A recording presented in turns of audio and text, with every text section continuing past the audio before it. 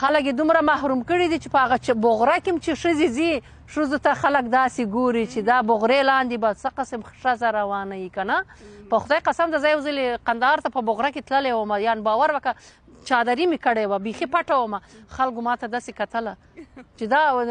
زما ورور ته یې ویلي ول دا ښځه دې ولې د کوره ایستلې ده په کور یې نه باسه دومره جهالت دا موږ کم قرن ته ولاړو دا موږ کوم دنیا ته ولاړو دنیا چېرته ولاړه موږ چېرته نه موږ د جنت په خاطر دا دنیا په ځان ورکړئ د جنت په خاطر اسم خدای تعالی دومره مهربانه دی په خدای مې د قسم زه په طالبانو غږ کوم که تر ما مخکې جنت ته ولاړ سئ باور وکړئ په دې چې ما نه زړه د چا زړه ازار کړی دی